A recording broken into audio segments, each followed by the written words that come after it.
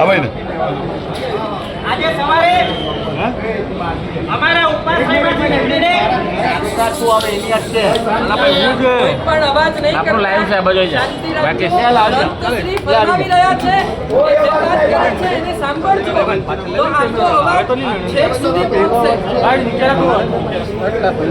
આજે સવારે અમારા ઉપાશ્રયમાંથી નીકળીને એક જ મિનિટ અઠવા ગેટના દરવાજા પાસે આવતો હતો એ વખતે રસ્તામાં એક નાનકડું વાછરડું મળ્યું. મને વાછરડાએ પૂછ્યું, સંતશ્રી તમે અત્યારે ક્યાં જઈ રહ્યા છો? તાજા કુમળા કોમળ એ વાછરડાને મેં ટૂંકમાં જવાબ આપ્યો, સુરતની કમિશનની કચેરીમાં જઈ રહ્યો છું, કલેક્ટરની કચેરીમાં જઈ રહ્યો છું.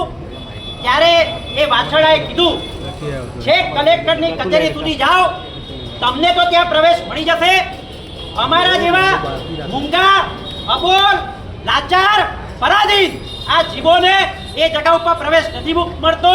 મારી એક વિનંતી, તમે સુરતના કલેક્ટર સુધી પહોંચાડશો? ત્યારે મેં વાછરડાને કીધું, ચોક્કસ તમારી વિનંતી હું પહોંચાડીશ.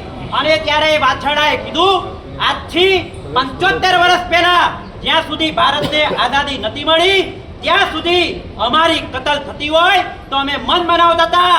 પરાધીન અને ગુલામ ભારતની અંદર અમારી જાન લેવાઈ રહી છે, પણ ભારતને 75 વર્ષ પહેલા આઝાદી મળી ગયા પછી પણ આજની તારીખમાં અમારા જેવા લાચાર, અબોલ અને પરાધીન જીવોની કતલ થાય છે.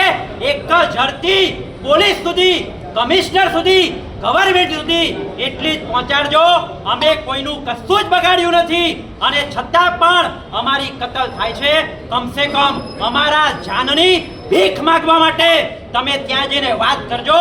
આજે હાજર રહેલી આ વિશાળ સભા કલેક્ટરની કચેરીમાં તાજા જન્મેલા નવા કુમળા આખા ગોવંશની હત્યા ન થાય એના જાનના ભીખનો કટોરો લઈને અમે અત્યારે ઉપસ્થિત થયેલા છીએ.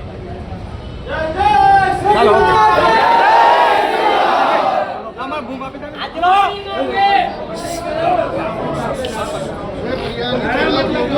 ભારતનો આ દેશ દયા પ્રધાન દેશ છે. ભારતની આ ભૂમિ એ શસ્ત્રની ભૂમિ નથી. ભારતની આ ભૂમિ એ સંતોની ભૂમિ છે. આ ભારતની ભૂમિ એક ક્રૂરતાની ભૂમિ નથી. આ ભારતની ભૂમિ એક કરુણાની ભૂમિ છે.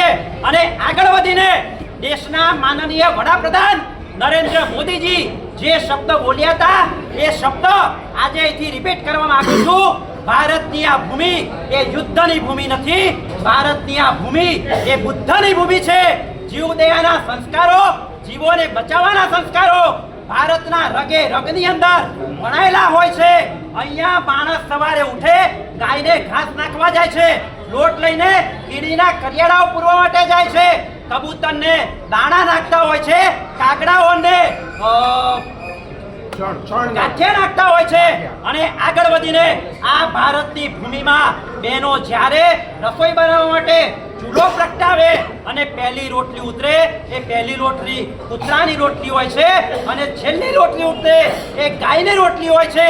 ખૂબ ખેદ અને દુઃખની સાથે કહેવું પડે છે, ભારતની આ આઝાદ ભૂમિ ઉપર આજે અમારી પહેલી રોટલીનો હકદાર કૂતરો પણ જોખમમાં છે અને છેલ્લી રોટલીનો હકદાર ગાય પણ જોખમમાં છે.